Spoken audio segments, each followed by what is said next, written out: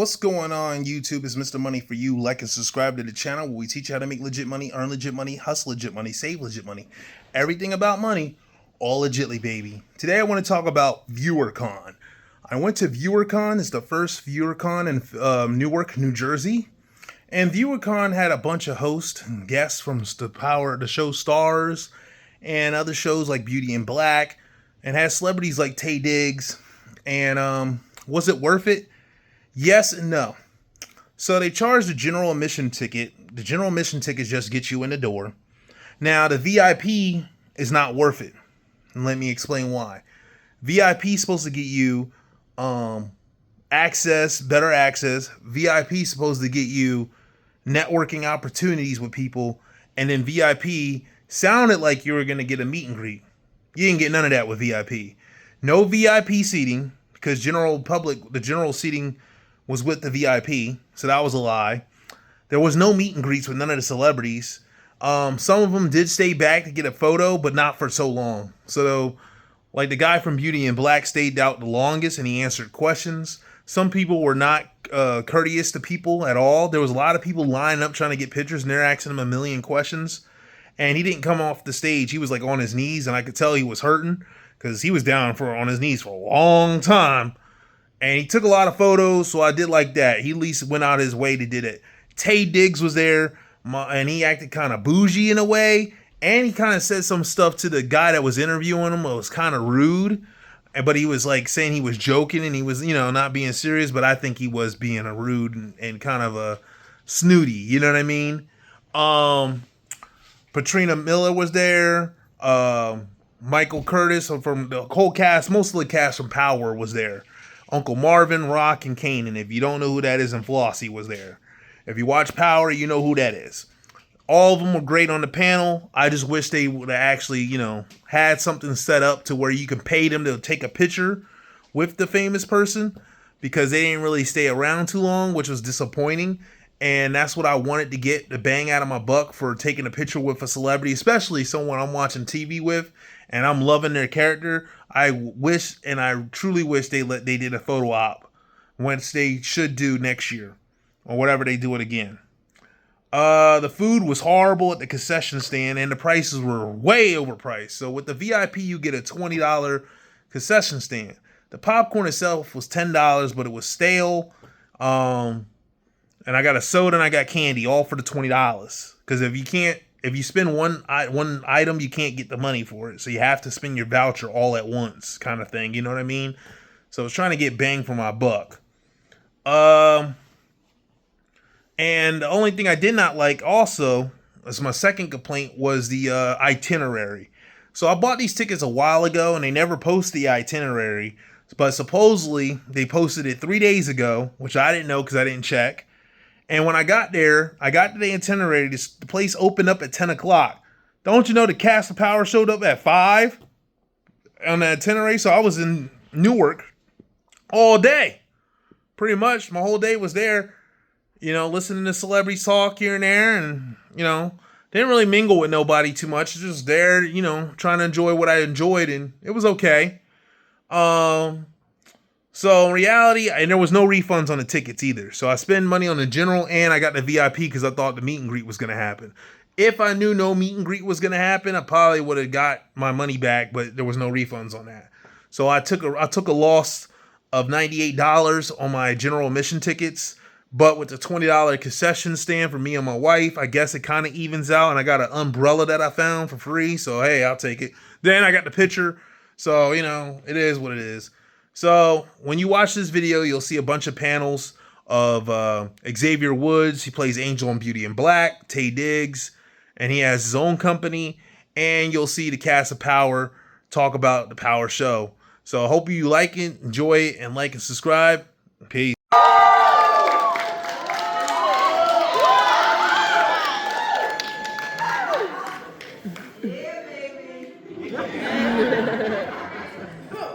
Listen, but I'm excited about this one because I feel like everyone watched Beauty and Black. I feel like everybody's been watching it, and we really haven't heard a lot from you and your journey, and your story is just so incredible. So before we go to Angel, just take us back to California and Sacramento. When did the whole acting bug bite you? That is an excellent question, and it definitely did bite me. So I went to Sacramento State University, and I initially went as a biology major because I wanted to be an orthodontist. Like I used to have braces. My orthodontist, he was just like this cool dude. He had, a bunch of, pretty girls working for him. He had it all lined up. He's like, and I was just like, okay, I guess I want to be orthodontist because him and his wife had matching Hummers. I'm like, that's what I want to be. And then I went to college, and then me and science we didn't work out. I was horrible at science. So I was actually gonna drop out because I just thought I was stupid. And my mom was like, just graduate from me, sonny. She called me sonny, just graduate from me, just finish, change your major. So I've switched majors a few times, and I remember I took a theater class as like an art elective, because you have to take certain requirements you have to do. And I remember me and the teacher did not get along like whatsoever.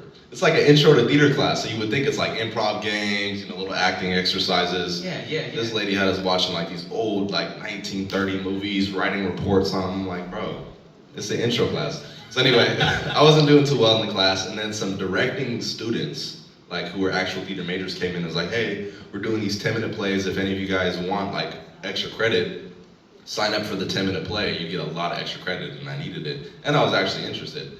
So I did the 10-minute play, and I remember I came on stage, and it was such a small theater. It was like maybe like 15 or 20 people in the audience, and I was like petrified. I was shaking in my boots. When I was acting, I was like, this kind of reminds me of football, because I played football in high school. Okay. And it just gave me that adrenaline rush that it was like a high almost. Yeah. And that's when I got bit by the acting bug. So I ended up changing my major to theater, and the rest is history. Come on. You guys, but what's interesting about, you can clap for that. Give it up, okay? Well, what's interesting about Xavier's story, I think is so interesting, is early on, once you decided to come do this acting thing and you get into college, you faced a lot of rejection early. And people don't always think about that when you're attached to a hit Netflix show working for Tyler Perry. Talk about the rejection that you faced early on, and like, how did you even encounter it with acting? Yeah, so I did face a lot of rejection. So as I was saying, I changed my major to theater, and the main acting teacher who like ran the theater department, every semester she would have plays, and I'd always audition for the plays, and she would never cast me.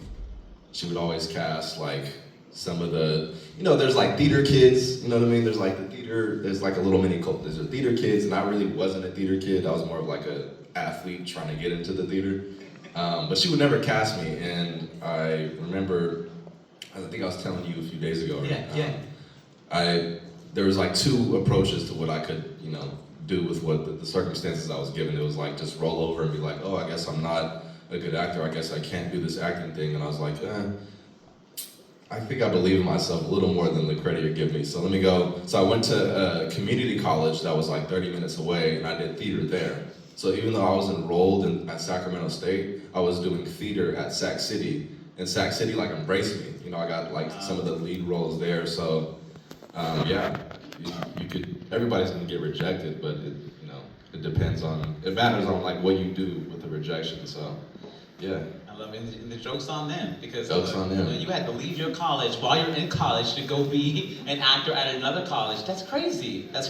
Was there someone in your journey, I always feel like sometimes someone has to tell you that you're great, that you're really good at something when you're in the midst of rejection? Was there anybody that like said to you, you can do, like you can go beyond Sacramento, you can go to Hollywood, was there someone in your corner? Yeah, so my auntie, she introduced me to this man named Barry Axius, and he's like my uncle now, but I met him when I was 14. But I was modeling when I was 18 years old, and I remember I told him, like, yeah, science, college, and it's not working out, so I'm gonna do real estate. He's like, real estate? He's like, man, nephew, you better get up in there, you better get into the acting stuff, nephew. You already a good-looking cat, man. He's from New York, too. You already a good-looking cat, man. You might as well get up in there and do the acting stuff, man. So I was like, all right, I'll give it a try, and then that's when I gave it an actual try. But he always just pumped into me, like, he calls it, you gotta follow the black blueprints, nephew. You gotta follow the black blueprints. So he always just instilled in me confidence. He actually took me to New York, and I was like, wow, this city's crazy, because I'd never been in New York. I'm from Sacramento. Never been in New York. But I ended up living here for 2 years to go to acting school, so yeah. He was the one. And then God, of course, God always just, gave me confidence. Yeah, come on, God. Come on, Uncle. I think what's also interesting, we're gonna get to Beauty in Black in a second, but you didn't book that first. You booked Madea's Destination Wedding, but before we go there, you hit a low point before you booked Madea's Destination Wedding. Talk about that, because I feel like so many people you've been in your winning season the past year on all the things, but before you booked that thing that really made everything else happen, you went to a low place. Talk about that. Yeah, I definitely went to a low place. And as I just know that's sort of God's recipe to like catapult you to the next level. You gotta kind of hit rock bottom. So after I graduated, it's called Willie Mesmer Studio. It's acting. It's a prestigious like conservatory in New York City that I studied at. But after I finished that, I was about 24, 25. After I finished that, I had moved back to my hometown, and I kind of had nothing to show for it, because when you're like, get into the science or computer engineering or like business, you kind of have like a job waiting for you, or it's like easy to access a job or some sort of opportunity. Whereas in the arts, it's so uncertain, you know what I mean? So like studying acting for freaking 6 years, your circle, your friends, your family are like, all right, the time is ticking, what's going on? You know what I mean? You said this might work, so let's see it. So I had nothing to show for it, and thank God, I had the close people in my circle, my wife being one of them, always believed in me, so they never like cast doubt into my mind. And I think that's very important, is to have people who... Come on, you clap for that, yes. It's very important to have people who like aren't pessimistic in your circle, you know what I mean? Because like, there's a lot of negativity in this world, you know what I mean? So we don't need negativity in our circle. We need positivity. So, but I did hit a low point, even though I had all that positivity and support. I was just questioning myself, questioning my decisions. Like, dang, God, you brought me all the way here. Like, what's going on? Like, I'm 26. I know that's still young, but it's like I've worked so long for this. Like, why don't I have nothing to show for? I don't have any more money. I spent all my money on acting school. I had a few investments in like cars, because my best friend sold cars. Those investments are going south. Like, I just have nothing to show for it. So like, going back to my mentor, Barry, he was saying like, man, I have this little opportunity, you can work at the mall. And it's funny, my first job ever when I was 17, it was at the mall. And I went back at like 26 to work at the mall, and it was just the biggest slice of humbling pie I could possibly take. Wow. But again, that's like God's recipe to like, catapult you into the next step. And I remember like a month and a half later, I got an audition for my New York agent, because I had a New York agent, and it said, Tyler Perry's Madea's Destination Wedding. I'm like, what? Madea? I'm like, oh, say less. I'm like, wait, and I started reading the email, and it said, Xavier. I'm like, but they spelled it with a Z. I'm like, why do they spell my name wrong? It's weird. Come to find out, the name of the character is Xavier. I was like, bro, I need this. This is me. So I remember I did the self-tape. I went to my brother's house. They helped me out. And that was a Monday. And then I was in boxing class on a Thursday. And I remember my agent called me, and they're like, I answered. And I was like, oh, what's going on? And they said, are you ready to be a star? I was like, yeah. They're like, congratulations, you booked the role. Oh my goodness, we've never seen somebody go from such a low point to just jump right up, all the way up to this. They're paying you very well. They didn't even ask for a callback, so I got the role without even going to callback. I just did the self-tape. Yes. And I think what's crazy about that is that came out before Beauty. No, that came out after Beauty in Black, but you had taped it before Beauty in Black, which is just to me in itself interesting. But talk about how, from what I understand, that was done in just one day. Did you guys watch Madea's Destination Wedding? Yeah. Tyler Perry, I think, did it in one day. How does that work? So Tyler Perry is a mastermind. His mind works in mysterious ways, but he knows what he's doing. It's a well-oiled machine at Tyler Perry Studios.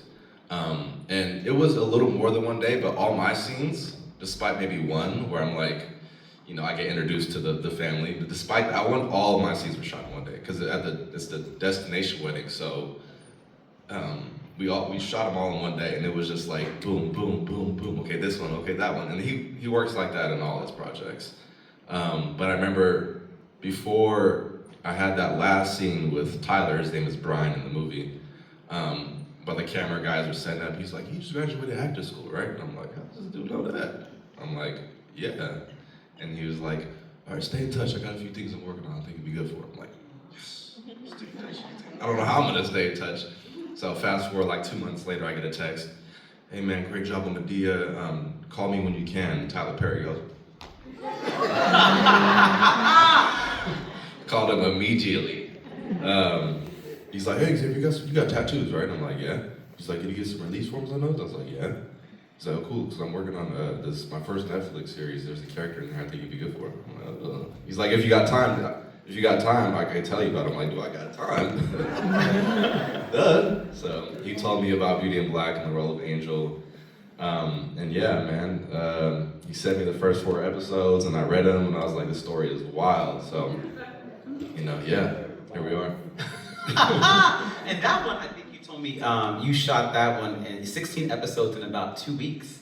You filmed that, and I know that had to have been like just crazy. But the thing that stood out for me for Angel, and I'm sure for y'all too, was Angel ain't have clothes on a lot. Whenever you. So I'm imagining you first get into a set, you got to go up there and you'll go boy, stripper clothes, whatever. Was that difficult at all for you to like let go and just like a lot of y'all, not just you, a lot of people were in stripper clothes. The girls too. Was there conversations about, all right, let's do this. Come on, Kimmy, come on, like bring them cakes. Like we have to go on these poles, like, or you do that. You had to do it so quick. I imagine.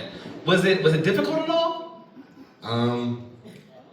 Well, filming was very difficult, but I don't think that aspect was like stepping difficult. into a stripper. Any of y'all? Surprisingly, no. Maybe it's just because I always walk around my house with my shirt off. I'm light skinned, so it's kind of like just embedded in it a little bit.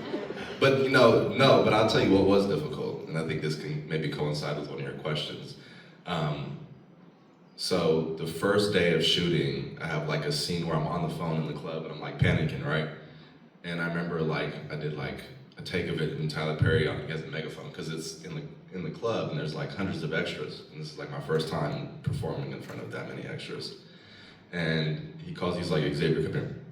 So I like walk over there, and then he whispers in my ear, this is petrifying, "I don't believe you." And I was like, "Huh? You don't?"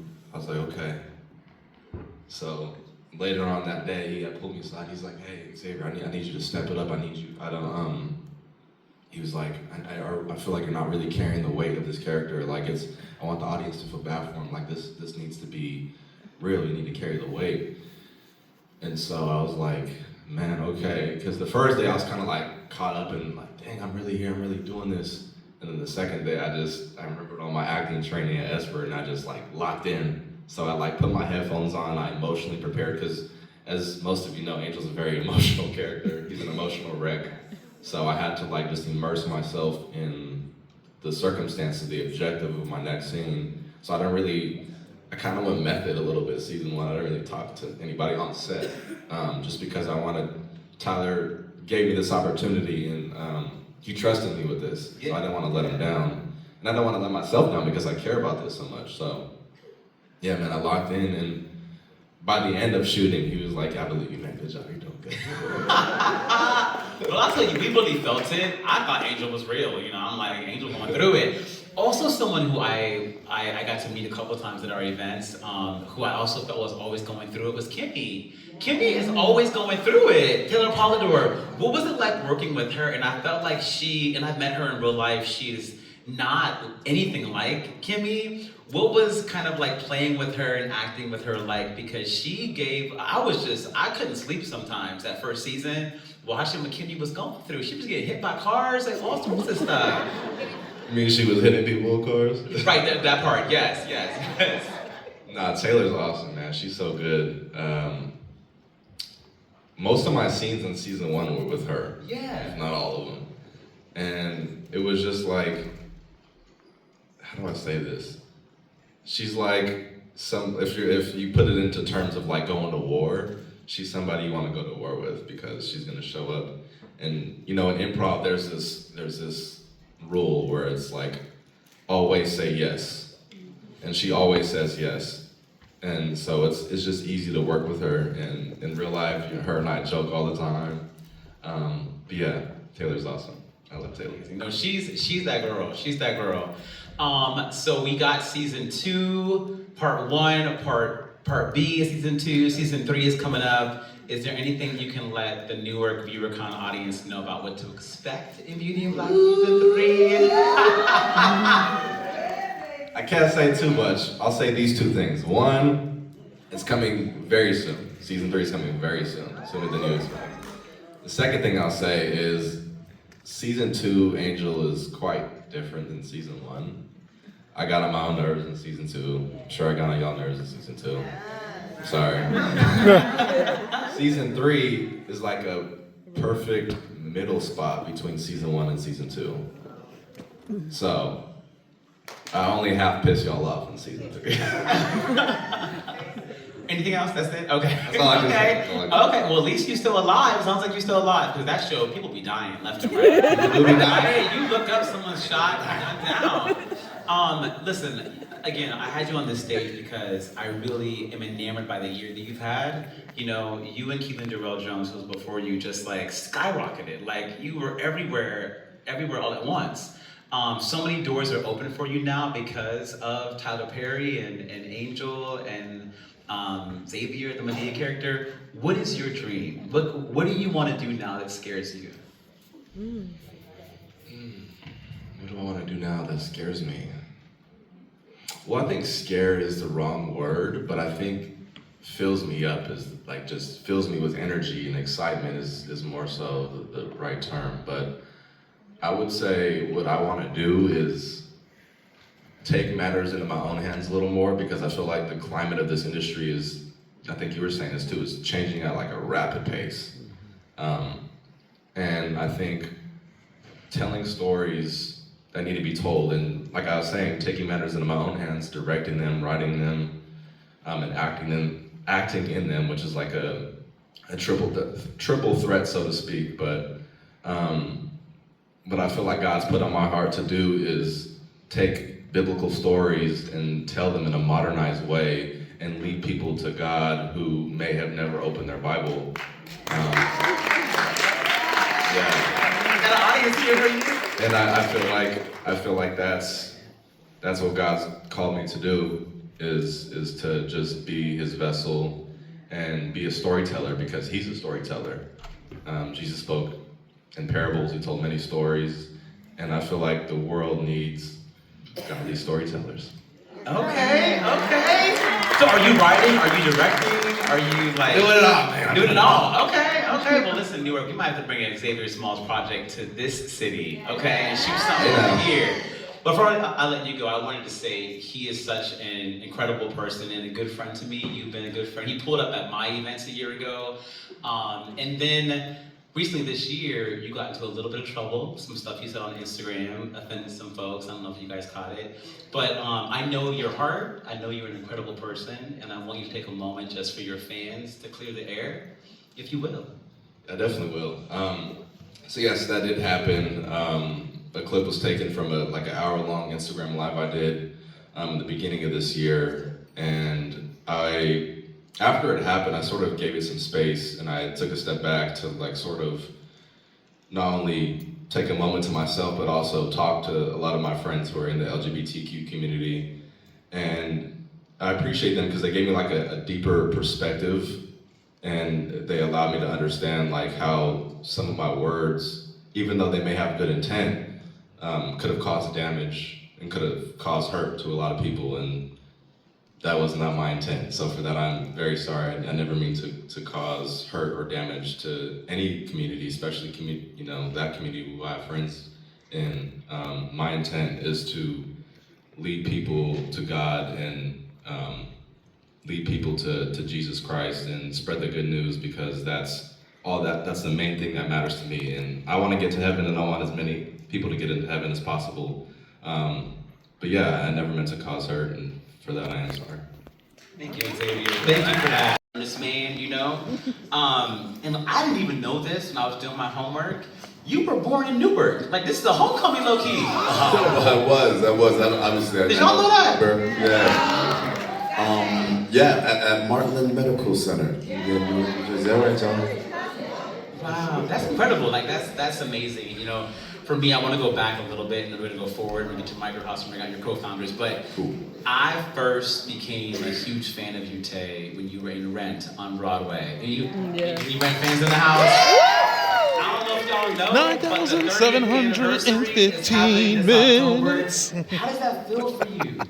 It's surreal. It's so long ago that it almost feels like a really great dream. And then whenever we get a chance to get back together, it's I remember it wasn't a dream, it was real, and it's just wonderful to have so many great memories to share with all of those people. So, well, they're kind of keeping everything under wraps, and I was like, under wraps? Even like major films, you have an opening weekend, and you can see what these people weren't showing nobody nothing, and nobody said anything, nobody cared.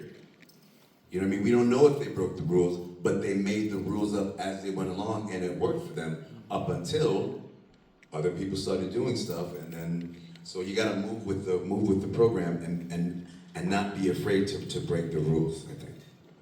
What has been the feedback from some of the folks that are on the platform that have, you know, maybe been traditional storytellers that are now doing this and seeing that transparency? What's some big feedback like? People are grateful, right, that we're doing it, yeah. I mean, look, we just launched a week ago. Wow. And y'all want 7 original series, right? That's crazy. You know,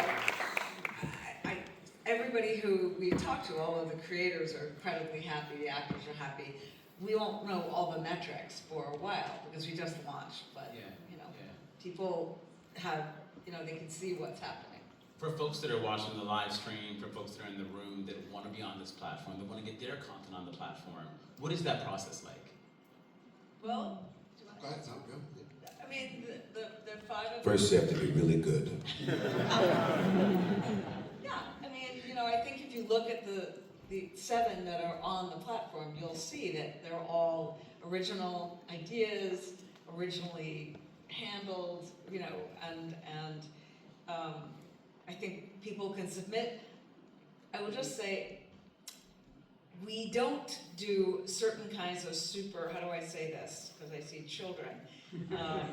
Super personal pieces. I'm sure there will be other platforms that will do those. We do try to look at everything before it goes on and make sure that there's a certain, level of storytelling and not the other stuff. But we've experimented with genres. We have a documentary filmmaker who's done something unusual. We have your traditional, love stories, crime twists. We're getting more cool horror and I would say psychological horror thrillers. So yeah. That's amazing. That's phenomenal. And I feel like with the pipeline opportunity to be able to test it out, is the dream also feature films in theaters from Micro House? It's not really we're a vertical company. Yeah. Okay. That is a different world. Yeah. That's a whole separate kind of business, and I think a lot of people are trying to figure out what that business is in this current market moment. Okay. But we're collaborating as producers together to do feature films and things of that sort. Oh, you are? Okay. Yeah. Oh, yeah, been there, done that. Of course, yeah. Yeah. 3 Yeah. already. Yeah. We're working on more. Talk about that really fast for folks, the importance of, having the collaborative opportunity, whether it's Micro House or you both were in Stepfather. I didn't even realize the Stepfather, and you're a producer on it. Talk about what that, journey has been like for you all. For me, I think we lost the importance of keeping it in the family. Building relationship, you know what I mean? I think that when you establish something like that, you oftentimes, Hollywood has tainted it, like don't trust anybody, don't do this, but when you find your people, stick to those people, create as much as you can, trust one another, and continue to build, because, I mean, 3 years ago, I didn't think we would be up here on the stage talking about an app that we developed together. So This cat. So yes. Started in the NFL. Did that. Got injured. A friend told you about acting, right? So because he was such an athlete, a friend was like, I know this show where they need athletes. They need to kind of teach the actors, how to play football, and they just need people who know the game. So we came out to this show called All American. I worked on that. And that's where we met. And Troy just had a great attitude, always smiling, always happy. Whenever we would go out, he would always make himself available to the point where I needed someone to kind of help me with my everyday stuff, just in life. So I asked him if he was interested in being my assistant. So he was my assistant for a while. So he gained my trust. We gained each other's trust. And then once we started moving in this, arena, he always made sure to make great friends wherever we were, whether they were producers, extras, actors, crew. Everybody always loved him, and sometimes it would get on my nerves because I would want to leave, and old boy would be like, all your grandkids, and blah, blah, blah. I'm like, nigga, they gotta go. Cut to, hey man, I was just talking to this producer, when? The other day when you wanted me to hurry up. That was the producer. They want to do a movie here, Lifetime, and he was just setting up all of these deals after the fact, after he had already made friends with them, and then he would say, and he used that friendship to literally launch other amazing relationships. So once again, he was breaking the rules. I was told, if anybody smiles too much, don't trust him. Literally. So it took me a minute, because I was looking at him on the side of my eyes for him, but he was real. And I was able and lucky enough to benefit from that, because all of the relationships we have now are because he, put himself out there. People know he's honest, and it's just refreshing, because the business today is not like that, and people go out there not knowing what they're gonna get, counting on people turning their backs on them, counting on people not being honest and trying to, not give people all the information, or being extra secretive just so you can protect yourself. But as you said, we're transparent, which is huge. To be transparent is amazing in this industry. That's all we want as actors. Just let us know what we're dealing with. Do you really want me to perform like this? Did they really like it? Do you think the movie's gonna do well? Will you work with me again? All of those questions we don't get the real answers to. So we're forced to kind of, keep everything insular, and then it affects our work. Because when you're working, you want to just be able to be free and loose. And I'm not supposed to be doing verticals. Everybody was like, why are you doing verticals? They're beneath you. I was like, I'm working with my people. What do you mean? Like, I'm having a good time. Nobody understood. I didn't even understand it. If I'd given that time, I might have not done it. But I was like, this makes sense. What do you mean don't do it? I don't know what it's called, vertical. I'm doing this really cool movie with my friends. And luckily, it's doing well, and now they've introduced me into a new way of looking at the industry. As young Kanan Stark. Yo, it's Kanan. We're famous. As the legendary Raquel Rock Thomas. Come on. Yeah! The creator, the showrunner, and executive producer of Power Book Theories, Sasha Penn. Yeah! Writes the words. Listen, this guy right here, I love this character. London Brown is everyone's favorite Uncle Marvin Thomas. And my new favorite character of the season is Miss Flossie, making her debut, Leslie Grossman.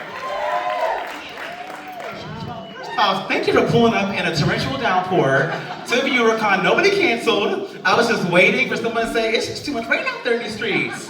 Thank you for coming. Listen, to me, something about this season and this series finale feels different than any series finale that I've ever seen on TV. I want to know for you, how has this finale season kind of resonated for you as you've heard from fans? Because it just feels different. It feels like something special, a cultural sort of like touchstone. mean, I think people are so invested in this family and these characters that, you know, they're sort of living and breathing to see what happens with the Thomas family. And they know how Kanan's story ends, but what they don't know is how everybody else's story ends. And I think, you know, they're on the edge of their seats. And it's been, you know, for us, it's been incredibly gratifying to sort of experience and watch. It does feel bigger, I will say that. Like this last season, it just feels bigger. I don't know, the amount of response we're getting, you know, when I mean, I'm assuming everyone here has seen it, when Lou died, obviously that was...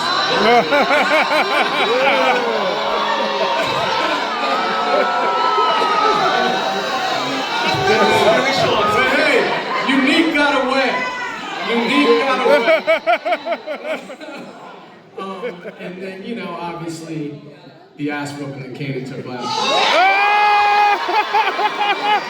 Marvin! Marvin! Hey, there's 3 more to go. Okay, listen, my next question, Patina. Okay, we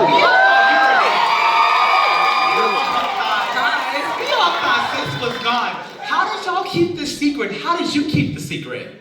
I mean, you know what? I loved keeping that secret. I don't know if did we just decide on during an interview, like at the Yeah. just to like deadline. We were like, this has been very sad. It's we emotional. were going into Yeah. it like. No, I mean, listen, it's because I love the show. I love the response to the show. I didn't want to spoil it for anyone, and like that was a hell of a cliffhanger.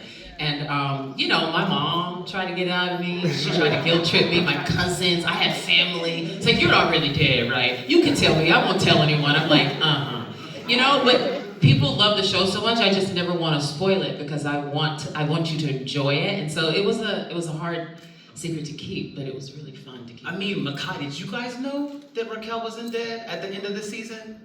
Not at all, but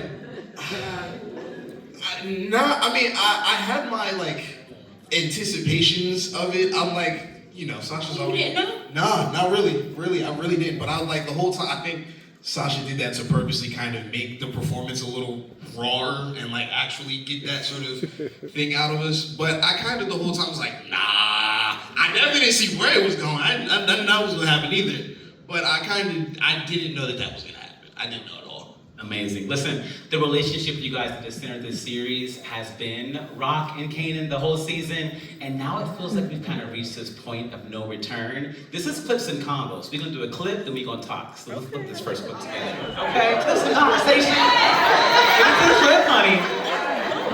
Oops. Haven't heard from you this whole time. And as usual, clean up your mess and you don't even look back. Ain't nothing to look back at.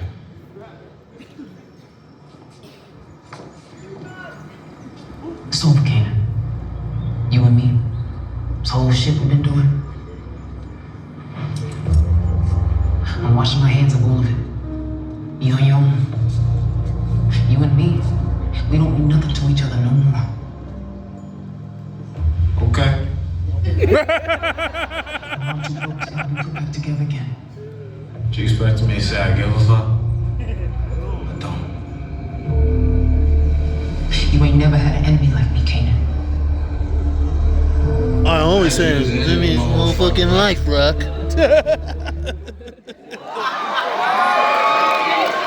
Listen, you guys, I just met Makai Curtis backstage for the first time ever, and I was afraid. I was like, I don't know how this is gonna go. Let me just see it. On my P's and Q's, he is the nicest. You are not the sweetest. I want to talk to you about, it just shows what a brilliant actor you are because you're nothing like that man backstage. And I feel like Kanan this season is detached at a whole different level. How do you go there? I think Kanan is detached through shock and through grief, which I think is something we've all experienced at some point. So that's really where that all is coming in from. I think Kanan this last season, more than ever, is he's understanding the mess he's made. He's understanding the role he plays in it. It still doesn't make it any less jarring. You know what I mean? I think that's where a lot of the it seems as if he's emotionless and doesn't care.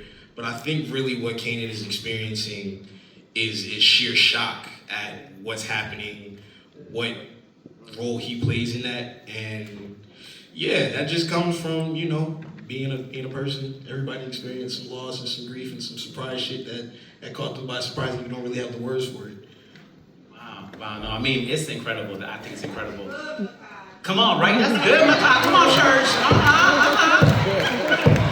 And I mean, Patina, over the past few seasons, we've kind of seen Raquel do everything that a mother can do for a son. Does she still believe she can save Kanan? No, that's a Sasha question. I mean, listen, I think the thing as an actor to play, you always, for me, it's sort of her hope that she can save him, right? I think that's what keeps it interesting, is that thing inside of her that's always hoping that she can get to him, you know, she can reach him. And so even with all the things that, even this season that I've had to do, there's always a level of, hope, you know, and you see it sometimes in little moments where, you know, there's a hopefulness to the relationship, but what she, you know, displays is that, like, she knows that, like, she can't save him, but she hopes that she could. Maybe. I mean, yeah. You know. I mean, I will add quickly, it's a testament to Patina's acting that we're even talking about this character being a good mother, right? Like, it's absurd. You just watched this last episode, she was in an empty pool and shot a kid. She could be a good mother, I think. It might work out. She might save Kanan. It's like, but it's a testament to how amazing Patina Miller is as an actress, that you can still find sort of empathy and understanding, and sort of something about her resonates in an emotional way. Because it's, I mean, if you ask me, and I wrote it, it's crazy. I mean, she's not a good mother, but she has to try in her own way to be the good mother. And that's one of the things that Sasha and I have always talked about with this character. You know, that for me, that was going to be the tough thing about it, but I always welcome a challenge, is because she's not a good mother and she does some questionable things. For me as the actor, I always have to try to find a way in there, like try to find her soul, try to find some empathy, try to find something that's like real so that the audiences can understand her even a little bit. And so kudos to this man right here giving me the challenge and just being able to do it, and everyone around me. Yeah. And you know, speaking of that, what I love about that, you know, the role that you created is also that Raquel seems to still have some empathy around killing off Uncle Luke. And I'm so curious for you, you know, that was a gut punch for everyone. How did that decision come to be, Sasha Penn?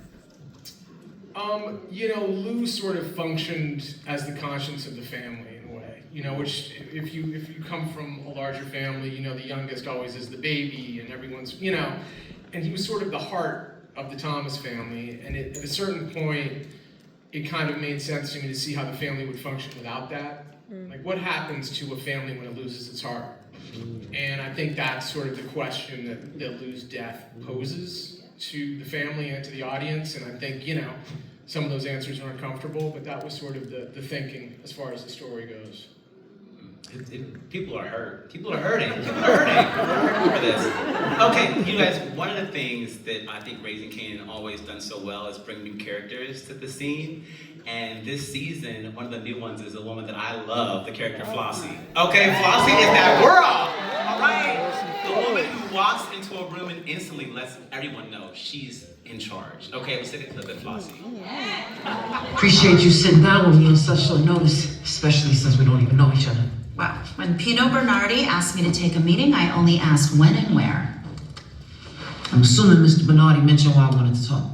He did, but why don't you tell me in your own words? I'm in a specific kind of business, Miss Siegel. Oh, call me Flossie. Miss Siegel is what they're gonna call me in my Times obituary. And you don't need to dance around how you make your living. You sell drugs. I'm aware, Pino told me. And I'm pleased for you. I love a female entrepreneur, Raquel. It doesn't matter to me what the fuck she does.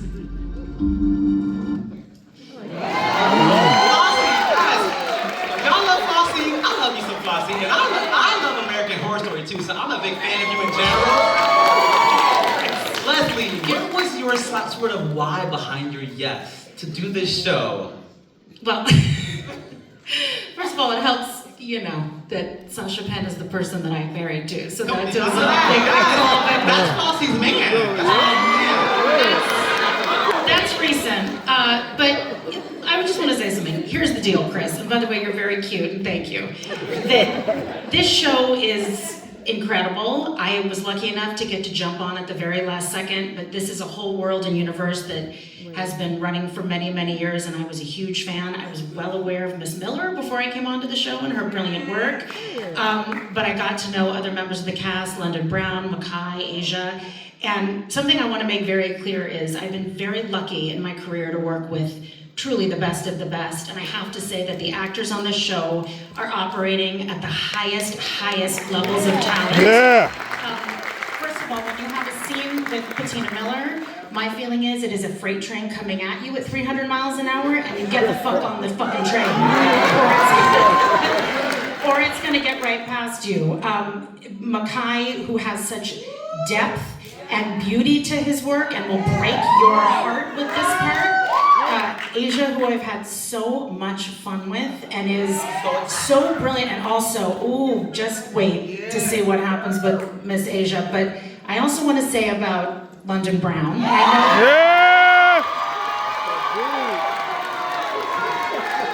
know this is going to make him uncomfortable. I have to say, every single scene that I got the chance to have with you, and I don't care if this makes you uncomfortable, I'm going to say it, that London makes the most interesting choices every time and every take, where I'm like, how did you come up with that? That wasn't on the page. So funny, but so real, and will rip your heart out of your chest, particularly this season. So I feel so lucky and fortunate that I even got to have a little bit of a tiny part on this show that I think is so brilliant. And I just want to end with this.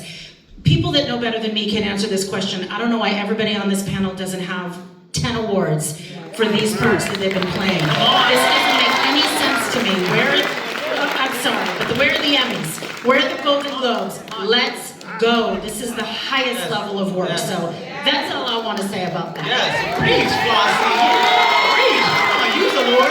Use it. I mean, honestly, I think that's why we created ViewerCon, you guys, and that's why we do live streams, because we meet the fans where they are. And we know that this is a cultural phenomenon, this Power Universe. And I've never seen, we've done events for so many different studios, I've never seen fans like the Power fans. It's like a cult almost, in a good way though, a cult for content. I'm here for it, but I want to know Leslie. Yes. Have you caught out in the street fans yet? Have they come up to you? Have you, and talk about the engagement you've had. A little bit. Look, I have to say, when you come onto a show that has a really massive and fervent and involved fan base, and the Power Universe has existed now for I don't know how many years, you just don't want to fuck it up. So I'm very happy to be here, and I just want to do the material justice and try to keep up with the people that I've been lucky enough to work with. That's all. Amazing. And in Asia, I'm gonna go to you really fast, because one of the scenes that when I knew you had it, I was like, she gonna work in this universe, was when you were sitting down with Leslie and Patina. It was a scene where they were kind of interviewing you for opportunities to work for them. And to me, that had to have been very intimidating. Oh my gosh. Talk about that. It was. Was that your first scene?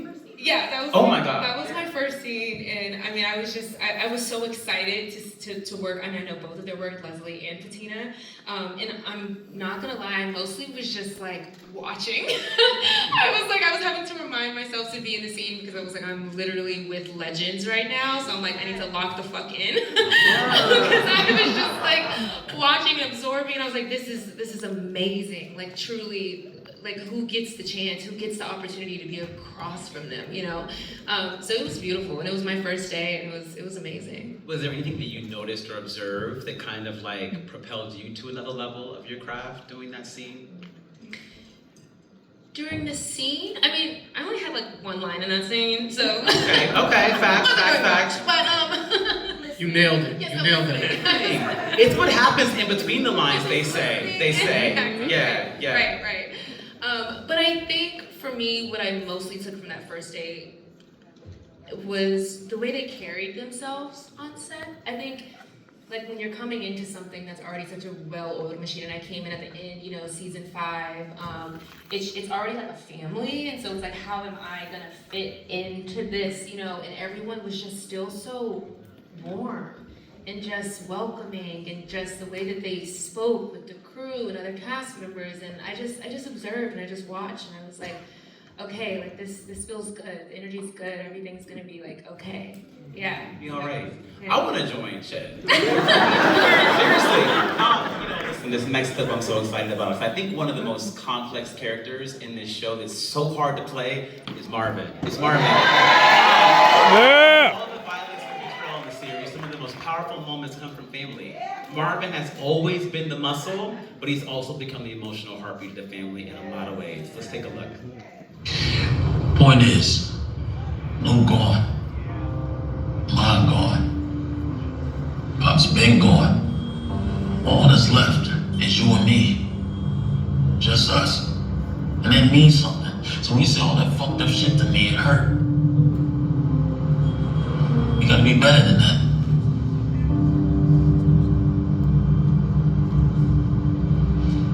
I wasn't there for long. Not like I should have been. But I'm here for you. Big brothers protect their little sisters. I'm your big fucking brother, Raquel. Here you are. I hate that.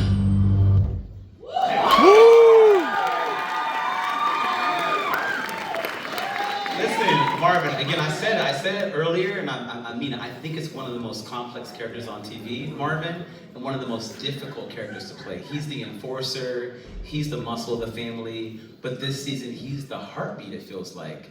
Talk about the journey this season of playing Marvin.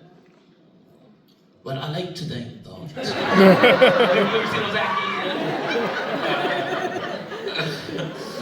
No, it's cool. You know, it's been you know, here's the real truth. To that question, kind of loaded, but I realized from the table read that I didn't want to get lost in the sauce. I knew from the table read. I said, man, Patina is. We got a cold captain, and you know, I knew what Kanan's gonna do. He's a young. You guys understand this stuff is some serious material, man. So this guy, man, you know, he's carrying stuff. So I just knew that the ensemble was serious. I didn't want to get lost, and I really made a very strategic plan to not get lost. So when it comes to, you know, just trying to, I just want to pull my weight on the show. That was it, man. That was the undergird of what I was trying to do, because again, it's a big show, moving parts, and I just didn't want to waste an opportunity of a show like this amongst these great talented people, man. Yeah. Feel it. He did that. Who said that?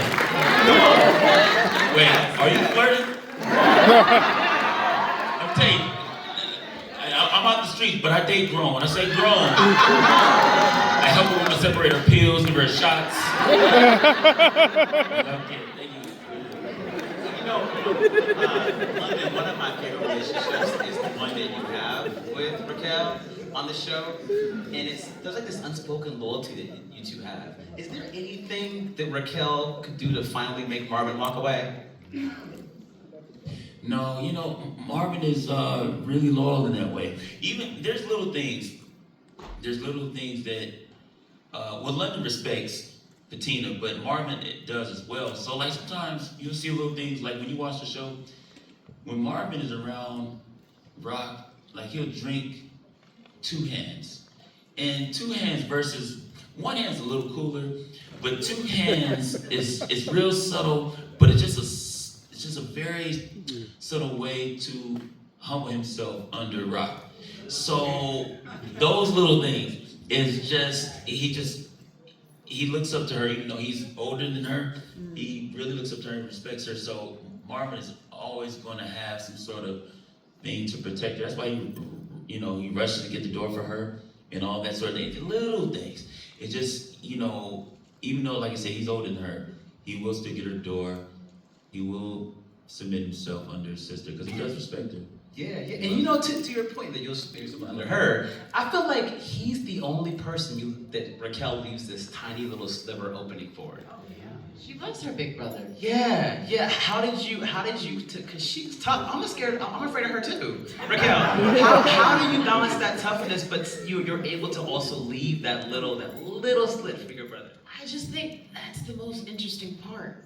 You know, it's easy to like walk into these characters and play the roughness and play the danger and play like, you know, all of the dark things, you know, because that's fun. But for me, the part that I like to investigate and the part that like really keeps me up at night and, you know, when I bother Sasha about a scene or whatnot, is like the stuff that's not on the page, right? Like how can I like really make this relationship full? How can I tell a story that, you know, she really loves her brother. She hates having to like curse him out or like be mean to him. Like, how can I tell this story? Because I think, you know, leading with the love, leading with, even if she doesn't, you know, say I love you all the time, even if she doesn't do that, he's her big brother, right? Like, he raised her, you know, and I go back to all of the things. That's why I like reading the scripts. And even the beginning, I talk a lot about process, about who these characters were, you know, before you meet them in the show.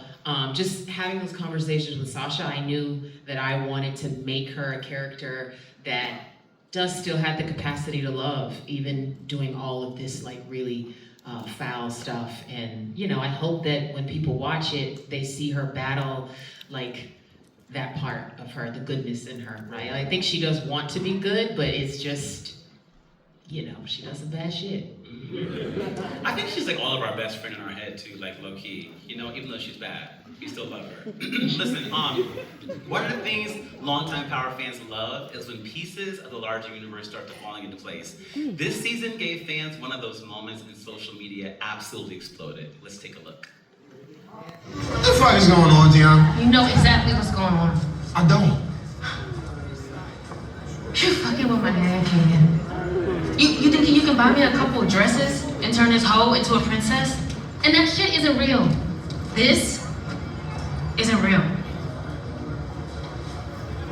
Wanted to do something nice for you, that's all. Turns out you're just like all these other guys I was talking about.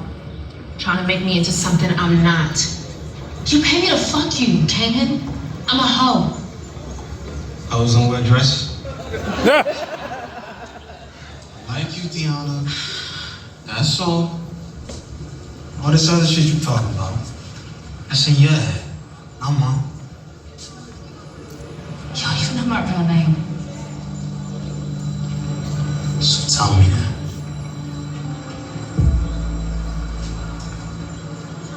Trita.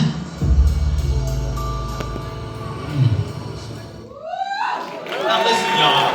I was a big fan of Asia from All American. So when I'm watching, I'm like, wait, like I freaked out. What did it feel like for you, Asia, being a part of this cast and stepping into a character that people low-key have been waiting for that piece to fall into place?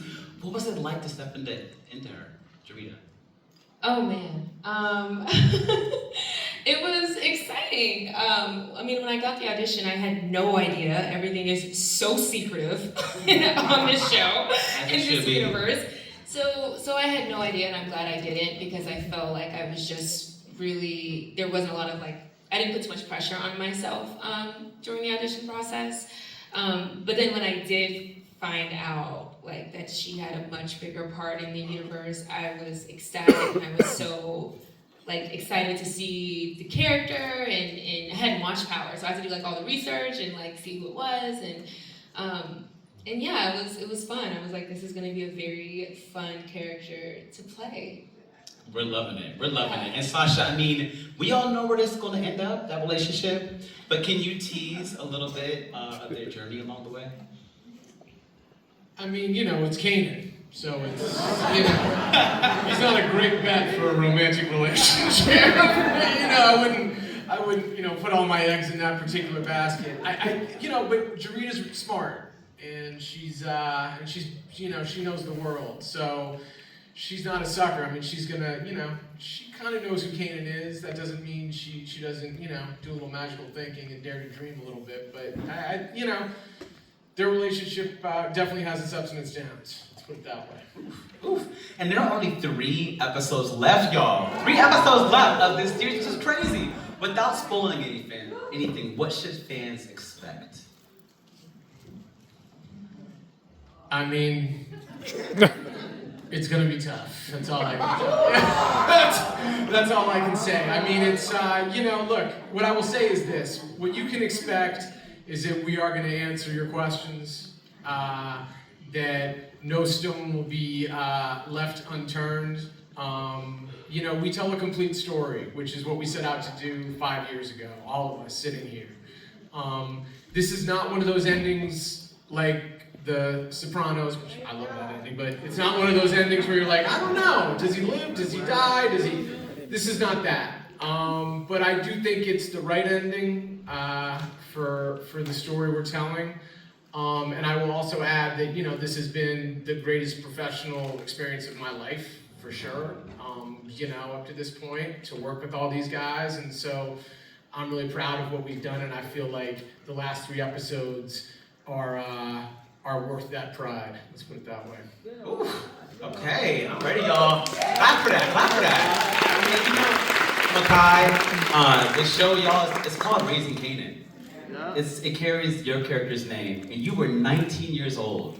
You were 19 years old when you got on this set and stepped into this role. You were 25, you a grown man now. I just think it's incredible, the work that you've done. It has been a tour de force and utterly brilliant.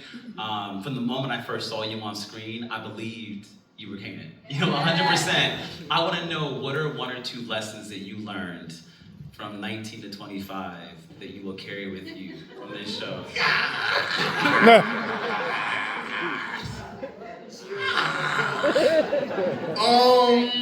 I can't get you 2. I've learned shit I wanted to, shit I didn't want to. But I think that's just like, that's been the blessing in the journey. That's what I've hoped for from the jump. Just to continue to expose myself to new experiences, new lessons, new people. So this show has offered me that and more, you know what I'm saying? And I'll continue to take everything that I've learned working with Miss Bettina Miller and Mr. Sasha Penn and London and Leslie and Asia. I pick up from everybody and everything. So everything I've learned from 19 and now, that's a lifetime of, let's keep it going. that's what that is. Really. If I can add just quickly, Makai had the toughest job of anybody up here, which is that he had to step into the shoes of a character that already existed, and that character was played by 50 Cent. And he had to make you care about him, he had to make you understand him, he had to make you sort of see the world through his eyes. That's an almost impossible job to do. And he has done that in a way that I think is truly transformative. It's so hard to do what Makai has done. And I have to tell you, as much as he's learned from all of us, we've also learned from him. He lets the work speak for itself. And look, he is in the center of the target. Everyone's hate is always going to be on Kanan, because Kanan is kind of the bad guy. So Makai has to sort of weather all that, stay in the moment, still play this character, be true to himself, be true to the work that he's doing, be true to what's on the page. That is so hard to do. And to ask a 19-year-old to do that, come on. So I have to tell you, I am constantly in awe of what Makai Curtis is able to do, because, just like the rest of us, he also has a life. And, that life has its ups and its downs and whatever. And every day, Makai comes in and he does the best work of his life. And I'm just so grateful to have been a part of that. Woo! Mic drop. So this clip Stars didn't give me. I found this clip last night on social media, and I had to play it really fast before this next question. It took me out. Let's take a look. Can we please talk about Bettina Miller as Rock Thomas on Power Book 3 Raising Kanan for just a moment?